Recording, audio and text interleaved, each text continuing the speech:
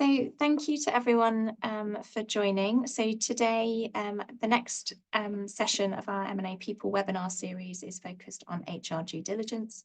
And I'm joined here by my colleagues and also by Alex from Platinum Equity.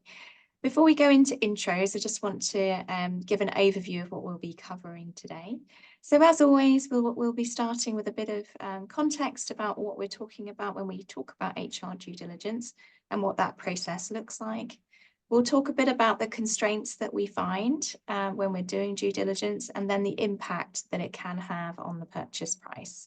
Rebecca's going to talk us through some of the legal protections that you might look for against any HR issues that come out. And we're also obviously going to be providing you with some top tips. We'll be providing lots of examples of experiences that we've had. And there will be a Q&A session at the end, for which I would ask that you use the Q&A button on your screens, and then we will get to them at the end. We will also be using Menti as we go along, as usual. You can access and we'll give you instructions as we go through, just to get some of your feedback and thoughts as we go through the webinar. So on to intros then. Hopefully some of you know me if you've attended some of your previous sessions. So my name is Helen Carney. I'm a director in our M&A People practice here in the UK. And I specialise in supporting HR functions through mergers, acquisitions and divestitures. I shall pass over to Louise. Thanks, Helen. So I'm Louise Hunter. I'm a director in the same team as Helen, and I lead our HR due diligence offering. I've got a background as a pensions actuary, but for the past 10 years or so, I've been looking at that broader range of HR issues and how they can impact transactions, which I'll come on to talk some examples today. I'll hand over to Rebecca. Thanks, Louise. Hi, everyone. I'm Rebecca Butler. I'm a director in our employment law team here in Deloitte Legal, and I have a particular focus on people M&A, including due diligence, TUPE, and carve-outs. And with that, over to you, Alex. Hi, everybody. Good to meet you. Just a quick introduction to Platinum Equity. So we're a private equity fund headquartered in LA, but offices throughout the US, Singapore, and London, where I am today.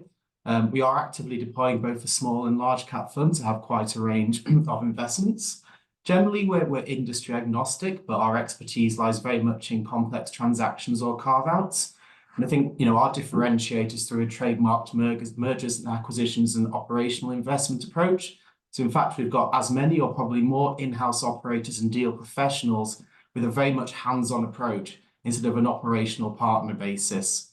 So as such, right through from diligence throughout our holds, we're looking for opportunities where we can drive significant value creation, and human capital is a critical factor in that. So myself, I sit within the mergers and acquisitions and operations team here in Europe, and my focus is across all human capital matters, across both our potential acquisitions through diligence, but also our assets as we hold them throughout our hold period. Similar to Louise, I'm an actuary by background, so I can talk pensions till I go blue in the face. But very much, I cover the whole human capital spectrum. I'm very looking forward to the next hour with you all. Thanks, Alex. So we're going to start with a Menti to get a bit of an understanding of your experience. So if you put the QR code in, or go to menti.com and enter the code that's on your screen now. That should take you through to our Menti page, where we're just asking whether you've been involved in a due diligence process in the past. And we're asking this because we do find that a lot of people come to this fresh. M&A can be a very transformational activity for a company, and often it's a once-in-a-lifetime event that you might not have come across. Whereas there might be people like Alex that do this all the time, look at lots of acquisitions and are very familiar with the process. Alex, is there anything that you'd say on the split that we've got coming in? Yeah, I can see a lot more on the buy side, which perhaps I'd expect. But I think, as I kind of think about buy side versus sell side, I think a lot of the HR themes are quite similar. I would say where the key difference is how you approach it from the buy side compared to sell side. So I think here we're going to be focusing more on buy side topics. So from a buy side, I'm really trying to understand, where the risks lie, what the quantification and what the mitigation are. So I think, when you're approaching things to the buy side, I think it's really, really important to apply a much bigger degree of skepticism to the data. It is very much like buying a house. The estate agent may well be telling the truth, we all hope. but potentially only about the matters they want you to see, and or brush over some of the detail, which might hide some of the risks that you might see. And I think equally on the buy side, you've really got to be cognizant of the, the likely competitive tension and how the process is being driven and what access you might get because of that. Yeah, definitely agree. So as Alex says, we'll sort of talk more from the buy side today, but definitely applies in both situations. And I can see there's a few people there that haven't been involved in a due diligence process before. That's fine today, give you a really good introduction to how that all works. So to kick that off, we're going to start with a bit of an overview of where due diligence fits in. I'll just run through this quickly for those that haven't got as much familiarity with it. This is the stage in the deal life cycle where you've thought about wanting to buy something, you've maybe got a strategic need to buy something, and you've found a company that you think fits the bill. So we're going to now be given some limited access and a short period of time to look into that company and decide whether it is something that we want to go ahead with, and if so, how much we think we want to pay for that company. Assuming that all goes well, the deal will sign following due diligence, as you can see.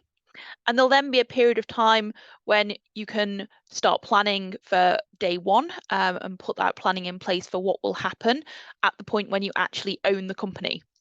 And that's really when the real work begins and you can change things, set the business up for success, and then go on to transformation.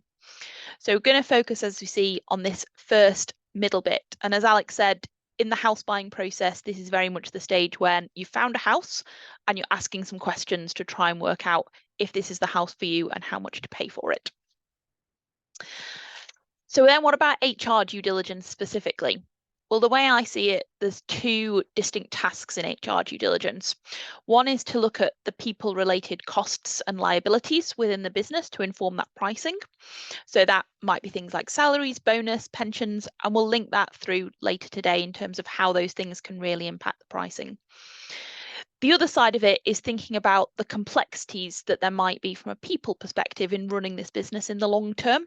So there's lots of different aspects to that, but you will have some plans for this business. Maybe you're bringing it together with another one. Maybe you're standing it up from scratch. Maybe you want to scale it. And this side is thinking about how the people aspects can either help or hinder that. Alex, does that tally with how you think about this?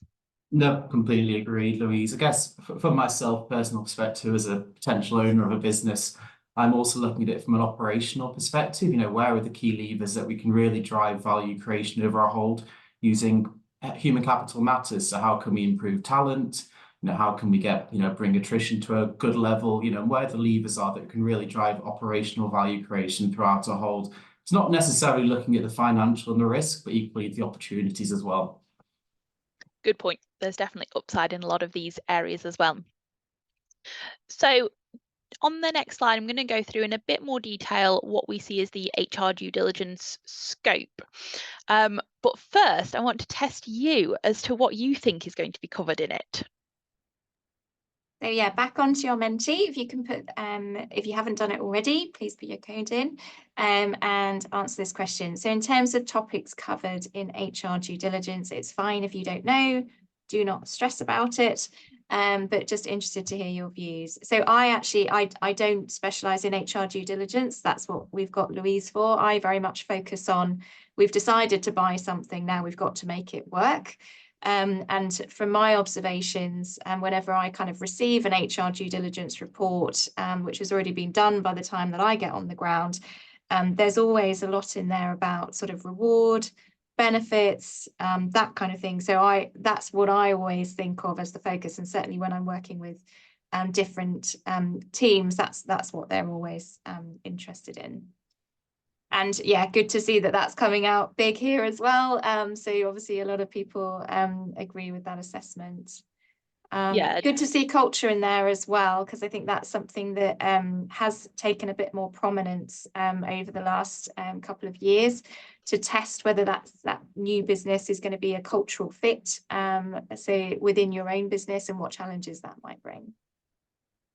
Definitely. So seeing a few examples of benefits, pensions come up, but also, as you can see around the edge, a really broad range here, picking up turnover, reputation, I can see, workforce structure. So really broad range of examples. Great. It's fascinating. You could watch it all day. So I think this picks up on quite a lot of the different topics as we see them from an HR due diligence perspective. As I say, really pleased with the broad range that's coming up here, because that's how we see it, that it is looking from an HR due diligence perspective at a very broad range of topics and trying to understand if there might be issues in that. So starting at the top right hand side, this is thinking about the workforce structure and profile itself. So actually what employees are in this business. And that could include thinking about things like whether there's temporary or agency workers being used to plug a gap, whether there's lots of vacancies out in the business, whether there's restructuring programs going on, or even sometimes it might be as basic as just really pinning down who is in the business, which is a surprising hard question to answer sometimes.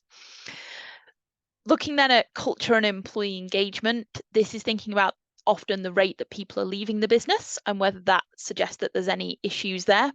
The employee engagement, values and behaviours, implying what culture there might be in the business. And the leadership team leading the business, what experiences they're there, what values are they bringing to their leadership of the business. Moving down the reward area, which was picked up a few times on the previous slide. So thinking across all aspects of this, the base salary, the annual bonus plans, the incentive plans, and particularly thinking about what payments might be triggered from any of these on a transaction. Everyone's favourite then, benefits, including pensions, but also, as I think a few of you noted, the broader range of benefit plans as well. Thinking about the cost of those, thinking about whether new benefit plans need to be set up, and thinking about whether those are all compliant or whether there's been any issues with rectification that need to be addressed. Coming on to the HR function itself, what roles and responsibilities are there, what outsourcing is in place and vendor contracts, and are there any strategic initiatives going on at the moment from a HR perspective to change the business that need to be factored into the planning for what's going to happen in the future. And finally, looking at the labour relations, compliance and dispute. So this picking up some of the items that Rebecca will come on to talk to later. So are there collective bargaining agreements in place? Have there been issues with working time? Are there lots of grievances that have been raised by the business and what that might imply about problems in the business? Hopefully that gives a bit of an overview, and we will be picking up examples of this into the next section. But you might look at this and think, well, all of these are issues that we think about every day as HR professionals. What is different about thinking for this in a due diligence context? And that's where really I think the constraints of the due diligence process come in. Because although you could spend a lot of time on each one of those topics, in a diligence process, you're very constrained by the time that you've got and the data that you've got particularly. So we might be thinking about typically maybe a 4 to 6 week process that you've got to look at all of these areas and come to a conclusion about whether you want to proceed with the transaction.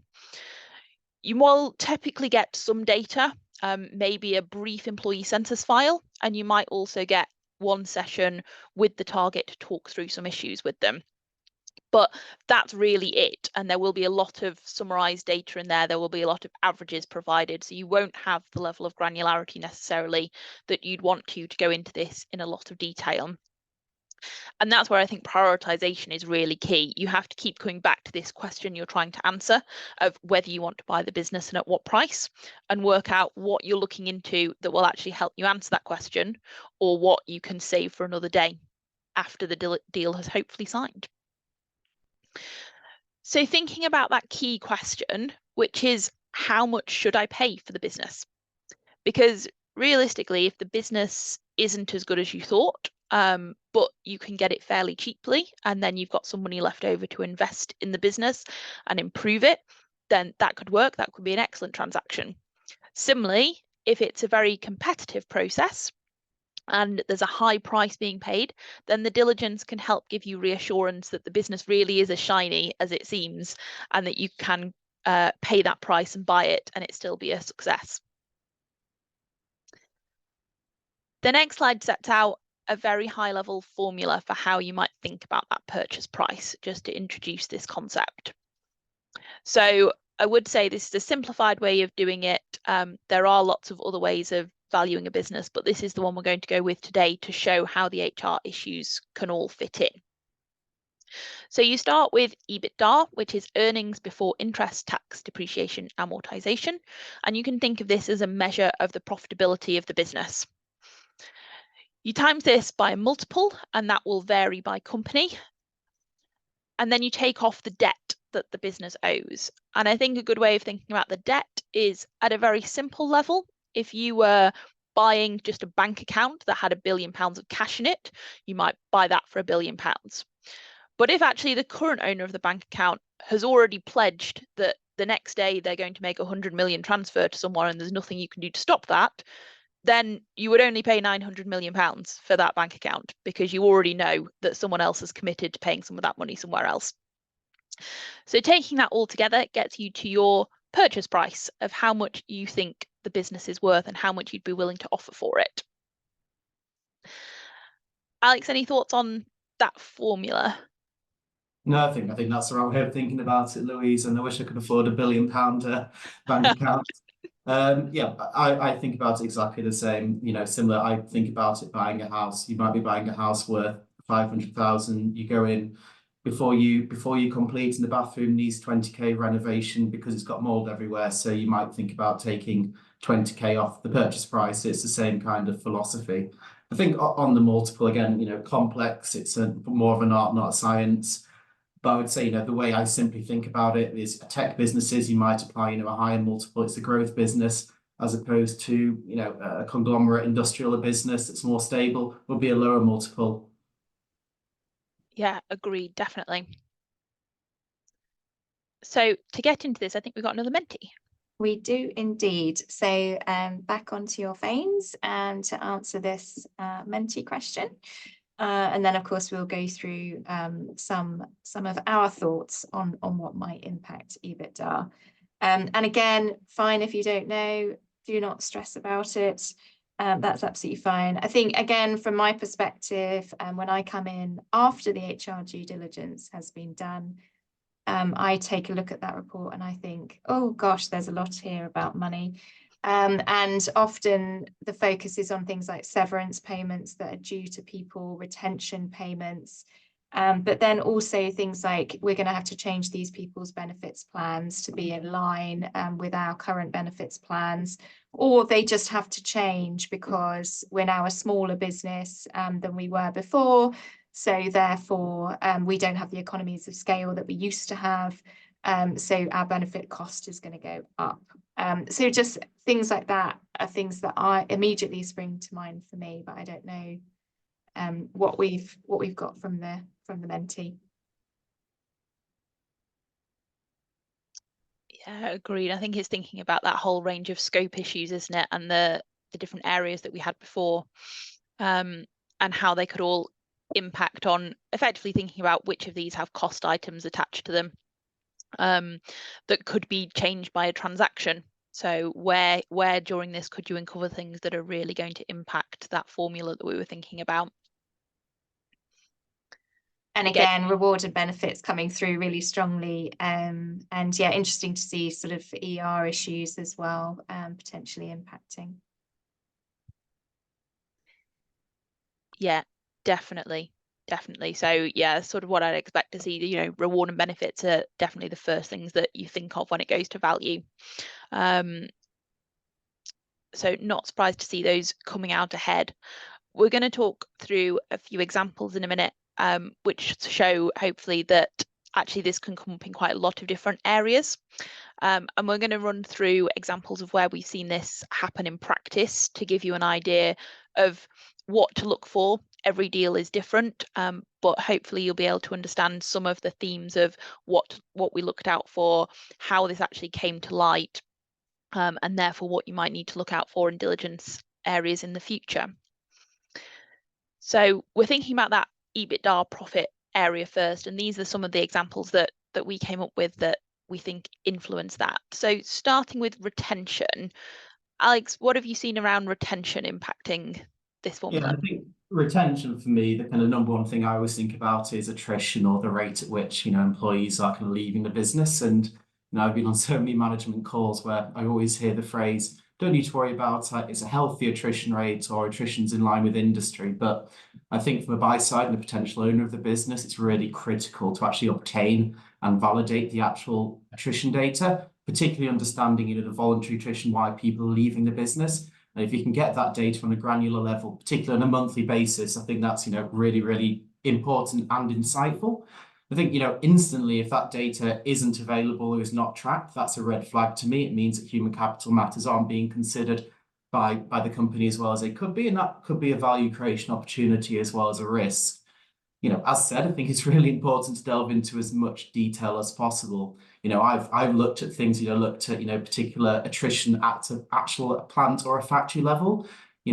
Interestingly, in a prior life, we actually ran an example where we looked at the attrition level at various plants and compared it to where Amazon facilities were. And what we found was Amazon were generally paying above, the hourly wage that potential target was paying, and we had to load the model up with quite a sizable couple of £1 million of wage normalization just to manage that attrition and that risk that we would have owned the business and we would have had loads of people leaving and all the lost money at equal time in that. And equally on the opposite side, too low attrition can equally be a problem. As your workforce ages, you might run into significant retirements, and is the labour availability to fill those gaps as people retire, and equally the knowledge transfer as well, particularly in specialist businesses. Yeah, definitely agree with all of that. And I think the point about going into the granularity is really important to see what issues there might be. So I remember I looked at business where attrition seemed ridiculously high. And we were like, well, there must be something fundamentally wrong with this company. Everyone is just walking out the door. But actually, when we came to look at it, it was that they were recruiting almost the wrong people, because nearly everyone that was leaving had been at the business for less than 2 weeks. They were coming in, they were realizing it wasn't really the job they thought, and they were leaving, and the onboarding procedures weren't right. So it's a very different fix to the example that you had, where it isn't necessarily they need to normalize the salaries. The salaries were attracting people in. It's just they weren't targeting it in the right place, and then they weren't training and onboarding people in the right way. So it was more of a one-off cost to rectify those processes that we were looking at, rather than an annual ongoing cost to change the salary levels. And I think that point around what might change before and after the transaction is an important one to think about. So thinking about changing to benefit plans or cash plans, actually there's often a big shift with a transaction. So an obvious example might be if you're looking at a public company, for example, that's got share plan schemes in at the moment that are incentivizing management, and then you're taking that private, then those schemes are not going to exist in the same way anymore. You're going to have to think about long-term incentivization in a different way, and therefore think about the cost that's been going through EBITDA for those schemes in the past and what you would expect to be there in the future. In a similar way, on the benefit side, you might have a smaller company that's paying quite a lot for benefit premiums because they don't really have a lot of purchasing power. And you know that when you bring them into your larger organization, they can share in the economies of scale. The benefit cost will be much more similar to what you've been paying, and you can take that upside in there. What about on bonus normalization, Alex? Yeah, so I think bonus normalization, when we think about it from a financial perspective, the key question we're asking ourselves is making sure the bottom line, has a normalized level of bonus payout. And it's, very unusual for a company to pay no bonuses. There might be a blip, but generally they return to, business as usual levels. But I think, one of the more interesting topics I've come across here is more, the treatment of, the transaction retention type bonuses. And, when I review sell-side materials, quite often the case I see is, these are one-time in nature, and therefore we're not going to burden, the bottom line with these bonuses as they're not recurring in practice. But I think you really need to step back and really truly consider the case. Are they really one-time in nature, or is there a risk here, especially if there's like an element of retention attached to these awards? So if I can take a step back and think, who are these awards aimed at? These are aimed at the people who are critical for the business. You want to retain them, you want to thank them for all the additional work that transaction makes everybody do. But, that automatically creates a flight risk. Let's say, these pay out a year after the transaction. Therefore, are you going to have a significant spike in leavers after 1 year, which is particularly when the highest degree of change management takes place. And, it is something that I have seen materialize in practice. And therefore, from an owner of the business and you want to incentivize these people, you might have to, normalize their wages, grant them, some additional benefits, etc. So therefore, is that retention bonus truly one-time in nature? If in order to retain these people, you need to continually grant them some additional wages. So that's probably one of the more interesting examples I can think about there. Yeah, definitely. And it's a really interesting balance, isn't it? Working out whether that's exceptional and what actually might be an ongoing cost.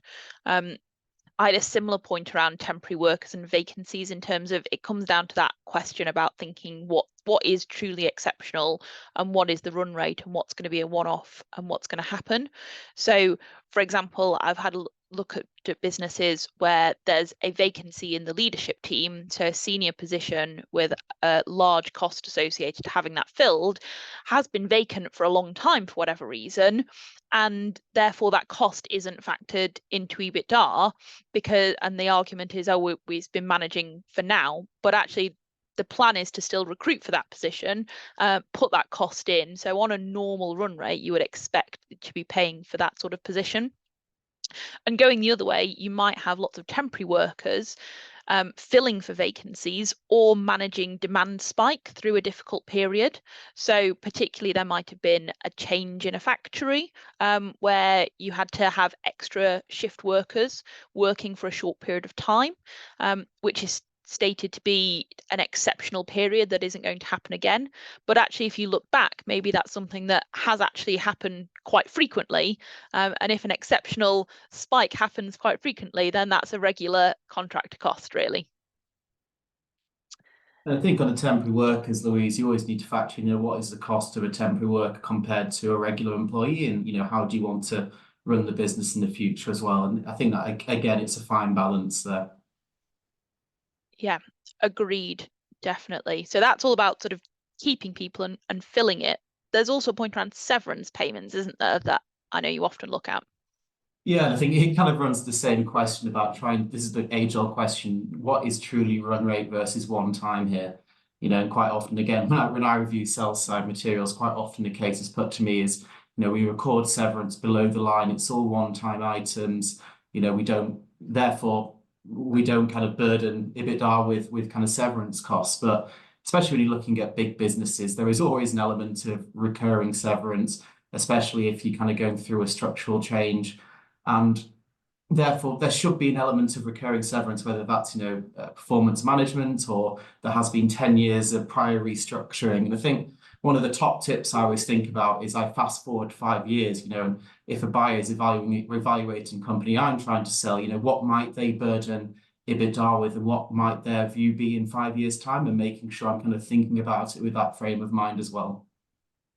Yeah, definitely. I think that's a good way of thinking about it, that sort of future state and what that's going to look like. The last couple on the page are more about the carve-out situation. So where maybe you don't have a very defined EBITDA at the moment for this business because it hasn't been standing by itself so far.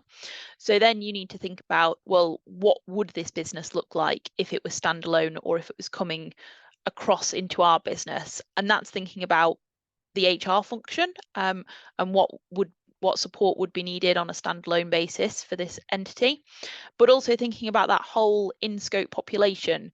And that's a mixture of thinking, well, who would be perfect to run this business, but also thinking who is realistically there already engaged in the business. I did do one once where we got a very detailed employee census about the number of people in each function, and it went down in a lot of detail, and it had countries that they'd be in and the salaries, and we were like, this is great. So this is the business that we're buying. And it was only after a few meetings that we managed to get to the stage that actually this wasn't actual people in this census. This was an imagined view of how the company might look on an ideal basis, not related at all to how many people actually were already employed in each of these countries and would be coming across with the business. And so we sort of had to scrap that and start again thinking about who they actually have and what costs we're actually going to inherit, because there's one thing thinking about what future state you might want to get to, but on day one you are going to get some people transferring across, and you need to understand who that's likely to be. I think an interesting example is I had kind of similar to yours was, cost base built up of an analysis of, how much time people spent on the target business in the carve out scenario, until I made the point that you can't transfer 30% of a person transfers or they don't transfer. So I think, another watch out to kind of be really cautious of when we're looking at that in a carve out scenario. Yep, definitely. Also, just one more point on the population. So that population that's in the HRDD is not going to be the same population that actually transfers at day one. And, I spend a lot of my time refining that list of who is actually transferring, who's not transferring, et cetera, et cetera. So just because it's in the DD report, that does not mean that that's confirmed at all. That's a good point, and it is probably moving around. You are at a very early stage here, so you're making a number of assumptions, and actually part of it is being able to make those assumptions and make a sensible guess at likely cost based on what might happen, rather than getting stuck on the analysis and not being able to put a number on it. Great, so hopefully that gives you a bit of a sense of all of the different areas that HR, from those different buckets we looked at, can impact on the EBITDA part of the formula. We'll now come on to look at the debt area, and I think a lot of you were already picking up on benefits and pensions earlier as some of the key topics that you think about. So we won't ask you again to vote on what you think will be the big debt items here. Should we start off, Alex, with talking about pensions? Yeah, pensions is my history, so it's probably a topic I could probably talk for hours about, but I'll try and keep this to the key point. So I think, when we talk about pensions here from a debt side, generally we're kind of talking about the old school defined benefit pensions. So it's essentially where the employer promises to pay you a benefit, generally at retirement, generally can be 2/3 of your final salary until you die. So very, very different to the kind of DC or 401k, any Americans in the audience benefits that we get here today, where we put money in, employer puts money in, that goes up with investment returns. If markets tank as you're about to retire, it's your loss. The employer's under no obligation to kind of top that up. So these are plans where the risk mainly sits with the employer. And generally because of that, you see that as like a net liability in a balance sheet. So it's very, very easy to identify. But equally, it's extremely complex to kind of value. It depends on a whole breadth of assumptions, how long somebody's going to live, what investment returns are going to be, what does future inflation, as we all know over the past couple of years, none of us have a crystal ball. But equally, there can be off-balance sheet plans as well. It can get very complex. It's one to kind of bear in mind. There are some weird and wonderful accounting quirks out there, especially if you're dealing with Dutch pensions, that you just need to be aware there are risks out there. I think the other kind of key point I would make is, I think you'll see on the slide here, pensions we've put in inverted commas. Defined benefits aren't just pensions, it's any benefit which is promised. So it could be your long service jubilee awards, as we find quite often in Europe, but equally, retiree medical plans in the US, or retirement indemnity plans, as you might find in Poland or India.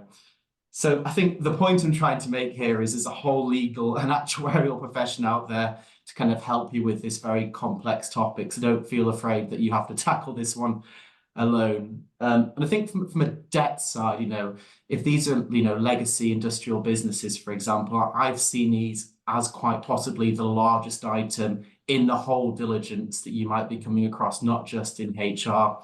I think I saw an example recently where the unfunded liability in the balance sheet was almost half the value of the business.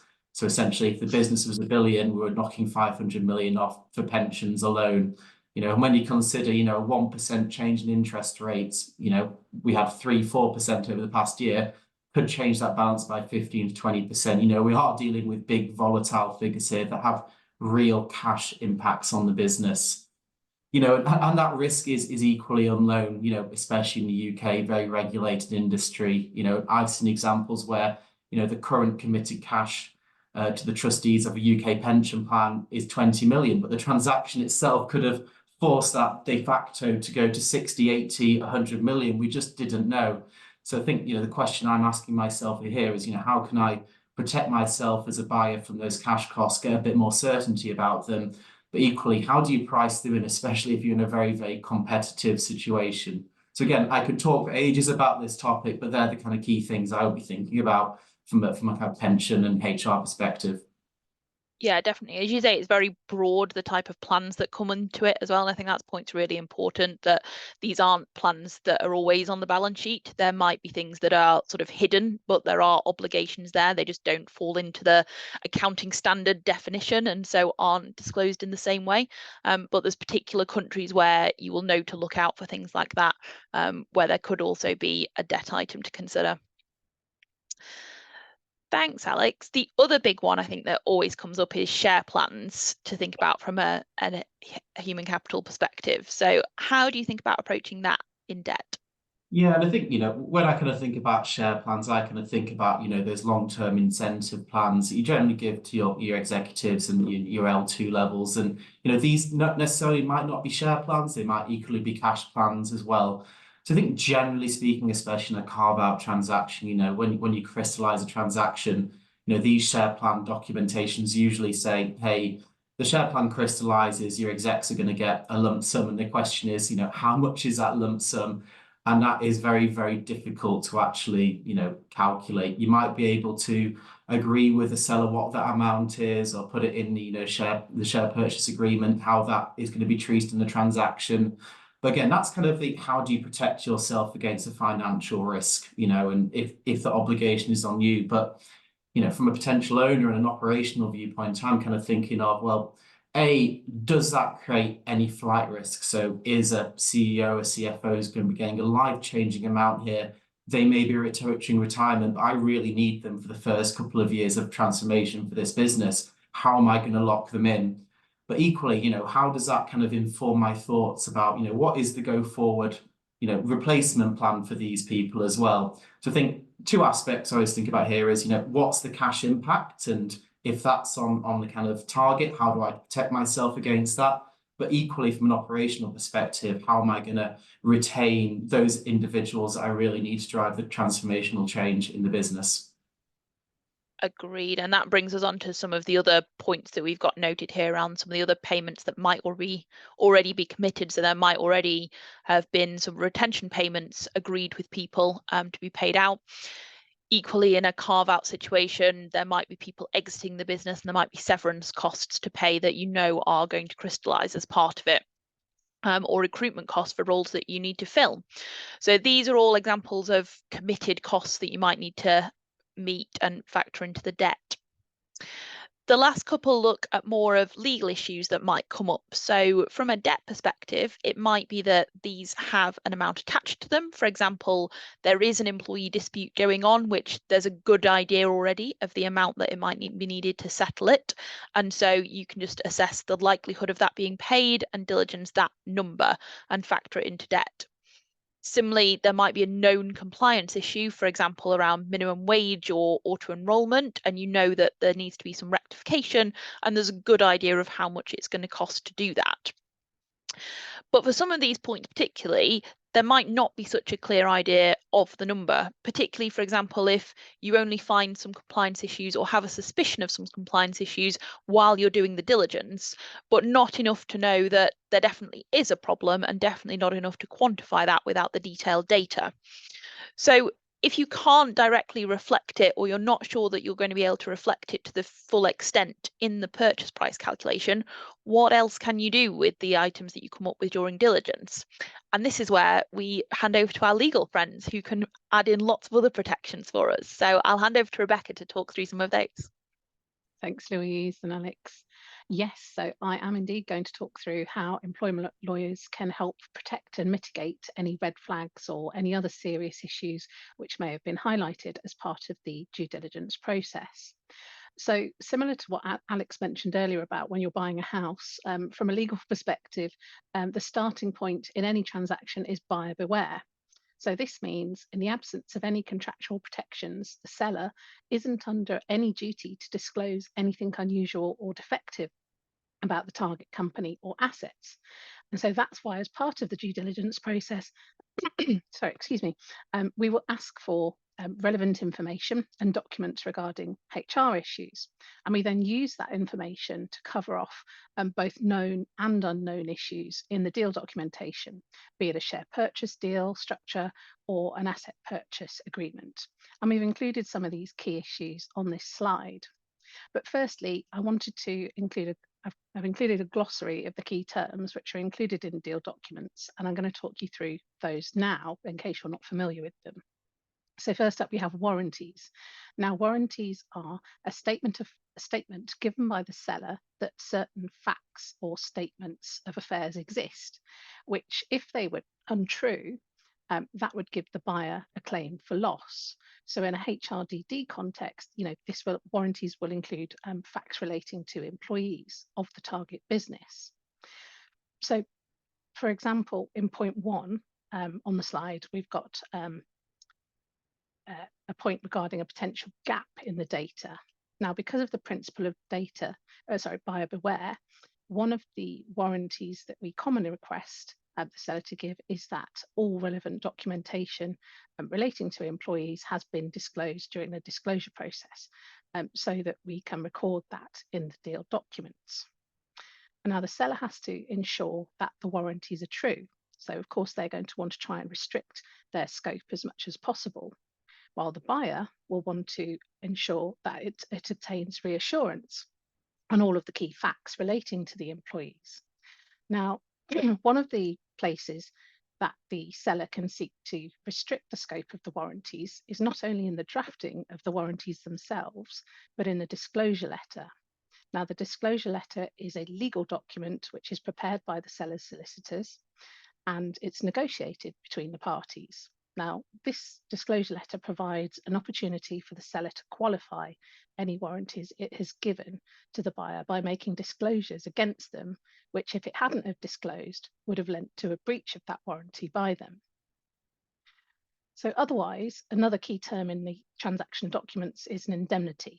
Now, an indemnity is a contractual commitment by a party to cover a potential liability and make good a loss suffered by another party in respect of that type of liability if it arises. And we'll go on to discuss some examples of what an indemnity is and what a warranty is as we go on. Now, in my experience of working alongside Helen and Louise on various projects, there's a very definite benefit of our employment team working alongside their teams as one team, because by reviewing the DD information with an employment law lens as well as their lens, it can help flush out legal issues which require mitigation in the transaction documents. Sorry. Now, one of the issues highlighted by Louise earlier was that of employment claims, and that's what I'm going to come on to now.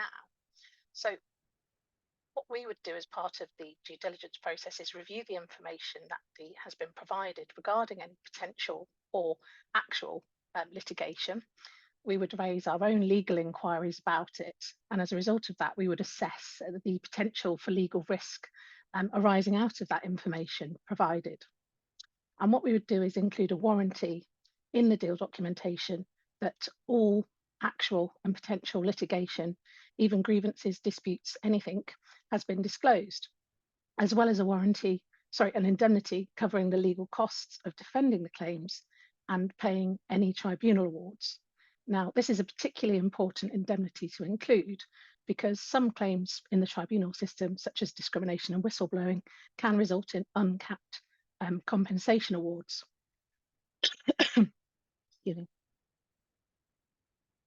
So turning to point 3 on the slide, other issues that we typically see red flags raised regarding include holiday pay and national minimum wage.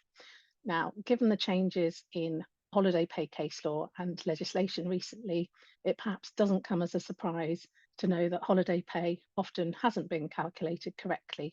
And the same principle applies with national minimum wage, but for different reasons, because often businesses with lots of shift workers, it can be difficult to track and record shifts and overtime to ensure that the national minimum wage is being paid. So both of these issues can account for potential large liabilities which require protection in the deal documentation. So again, what we do usually is to include specific warranties, confirming that holiday pay and national minimum wage has been paid and calculated correctly. And we'd also include indemnities covering the potential liabilities up to and including the date of completion. Moving on to point 4. So sometimes where there is the acquisition of a business involving a TUPE transfer, there's the additional question of whether employees are permanently assigned to the target business. Now, this test should be easily met where an employee devotes the whole of their time to the business, but as we touched on earlier, it falls into question where they work in other areas too. So protections we typically include in an asset purchase agreement in the UK include provisions dealing with which employees are going to transfer, what will happen to any employees who weren't expected to transfer but do, and any TUPE liabilities and apportionment of those liabilities both pre and post completion, as well as how the parties are going to work together if necessary during any information and consultation process. Because under TUPE, a failure to inform and consult can attract punitive damages of up to 90 days gross pay per employee in the UK, and liability is joint and several between the transfer company and the buyer. This means that a buyer could potentially face a large liability. So because it's not possible to get employees to waive those kind of rights, again, it's important to make sure that the contract includes the right kind of mitigations. So we may include indemnities, which address things like a failure of the seller to provide employee liability information. They might deal with any unintended transferring employees and a failure to inform and consult on both sides. And finally, on this slide, I'd like to look at what about if there's a change in terms between signing and completion that wasn't anticipated or agreed? Well, again, it's typical to see contractual commitments from a buyer under the purchase agreement that the buyer will honour existing employee terms and conditions, and similarly that the seller won't change them between signing and completion. And with that very quick canter through protections against deal documentation, we're going to turn to look at the next topic. So moving on to the next slide, please. Which is our top tips for HR due diligence. So Helen and I are going to talk through these documents on the slide. So often HR might be brought into a situation where the deal has been completed and you need to work out your next steps from a HR perspective. So the first thing that you should do, if you haven't got them already, is to request these documents on the slide from the deal team, as these reports are going to contain valuable information that you will need to have in order to turn into HR actions. So for example, from the business plan, you may be able to learn about any headcount growth or conversely, potential reduction plans. From the legal due diligence report, you can discover any key contractual terms which may need to change, as well as any ongoing employee disputes. Now over to you, Helen, for what are your top tips from the rest of the slide? So as I mentioned before, I often come in when all of this has been done and agreed. So I would take a look through all of these documents. And I just wanted to focus a bit on that sale and purchase agreement, also called an SPA. Now, you probably don't want to read all of it, but often in there will be something that says you can't do certain things with the employee population until a certain amount of time has taken place. So, you can't materially change benefits within 12 months. You can't do a material restructuring within 12 to 24 months. There might also be things in the case of a separation where you can't recruit people or poach people from the previous business within a certain time frame.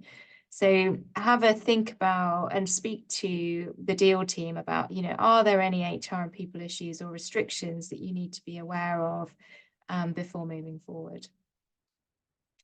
Now I'll pass on to Louise to talk through their top tips as well. Thank you. So from a diligence perspective, an HR due diligence perspective, if you are in the thick of it, I would say my top tips start with coordinating with other work streams. So if we want to go on to the next slide, I think it's really important to understand what other people are trying to get out of the diligence and how HR feeds into them. And I think it's also really important to agree a level of materiality across the different teams so that you all have a common understanding of what a big issue is and what's a small issue that can be left with not as much analysis and dealt with later in the day. Use the meetings with target management well to then focus on those big issues and the points that you know will feed into the question about the purchase price, as we talked about earlier. So you're not going to be able to get into absolutely everything and know how to run this business after a target management session. It's really about getting a sense across different areas and trying to tease out some of those points that you can't get so easily through documentation and facts. I would say sketching out the future shape of the business of where you want to get to might be very uncertain at the moment, but that gives quite helpful North Star as well in terms of how to target the diligence, in terms of things that might help or hinder achieving that business plan. And finally, having that overall timeline of how long what might we have after signing before completion and what might we look to vaguely do after completion will help you think about whether you have time after the diligence to do some of the planning or whether you need to do it all in parallel with the diligence stage. Alex, what would you say your top tip is? Yeah, I think all of these are great tips. My kind of additional one would be clever, try and be clever with the data. You're never going to get perfect data. So, try and leverage as much as you can. If you don't have the data you need, you might need to take a bit more of a prudent view, but make sure you're not applying too much prudence. So my top tip would be, be as imaginative as you can be when you present it with limited data. It's a really good one. And with that, I think that concludes everything we wanted to run through, and we'll hand over to questions. Yeah, perfect. So feel free to put in your questions in the Q&A. We've got some in already. So this one probably for either Louise or Alex. So what sort of value impact could HRDD realistically have on a purchase price? I think Mike glossed over this a little bit, but I think it can be a deal killer. I think pensions is probably a big one you see on the debt side. I think gave the example where it can be even bigger than the equity value of the business, and I have seen that before. But I think the point I would make there is it's very rare for a deal not to be a good deal unless you don't get it at the right price. So it's just making sure you really understand the risk and making sure that's priced into your valuation. Yeah, it can be a really wide range of impacts, can't it? I mean, some of these points, when you look into them, might only have a few £1,000s impact, but lots of them could have, a few £1,000,000 impact. So it's definitely worth looking across that whole range of topics to see where there might be those hidden costs lurking. And I think the other point I would make on that is, EBITDA kind of impacts generally do seem less than debt. But in the equation that Louise showed you about how you value a business, always remember that you're timesing that EBITDA figure by a multiple. So if that multiple's 10, then a 10 million hit to your P&L is suddenly 100 million off your purchase price. It's always good to be cognizant of what that multiple might be as well. Yeah, good point.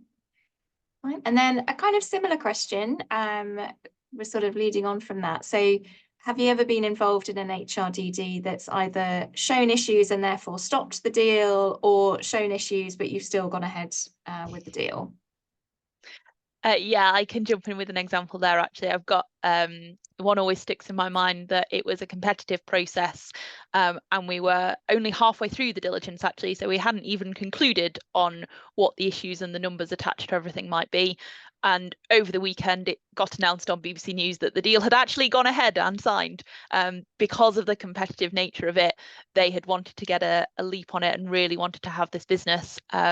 So they went ahead and signed because the thought was that everything could be fixed later because the commercial and strategic rationale was so strong from their perspective. So our work then shifted slightly. We were definitely still in a discovery phase, but with more of a view of, well, we do own this now. So let's work out what there is and see about how we can change that going forwards or factor in any costs for running the business in the future. And that's where I come in to try and sort out all of the things that you've pointed out are problems. Perfect. And one final question focused on if you're on the sell side. So sometimes it can feel a bit overwhelming, I think, getting all these questions and some quite specific questions as well. So do you have any advice on sort of managing that if you're on the sell side? Yeah, I think that can be a really hard balance on the sell side, because on the one hand, you are probably trying to do your day job and run this as well, and there can be a lot of different questions from different buyers. But on the other side, if you hold back data too much, you can almost stall the process, and people can build in contingency and prudence into that formula where they haven't been able to get reassurance on things. Alex, I don't know, how would you see that? Yeah, I think from the buy side, it's unless you're kind of in the exclusive phase of a transaction, it's extremely rare that you get all the questions you want answered. And I think, you need to balance it, from the buy side against, what is materials this deal. And, I think that goes to your point about careful coordination. I think perhaps the one top tip I would say is I kind of think, having a face-to-face or a kind of a meeting with management or the HR representative is the best way to kind of work through those questions. Quite often, the meaning gets lost if you put it in a data room, and actually just having that face-to-face time and that interaction in the management meeting is a far more efficient use of time for everybody involved. Okay, well, I'm going to close it there because we're running to time and want to make sure we give people a minute or two before I'm sure they jump onto yet another call. So as you all know, this is a series of webinars. So we do them every quarter on a variety of HR and people M&A topics. If you reach out to me on LinkedIn, I will be posting what our next topic is and our next date is in the next couple of weeks. And if you have any questions, of course, please do reach out to any one of us. You can connect with us on LinkedIn and do let us know if there's anything you want to talk through or any feedback that you want to provide or any topics that you would like to hear about in the future. With that, I will bid you farewell and hope you have a lovely, lovely day. Thank you. Thanks all.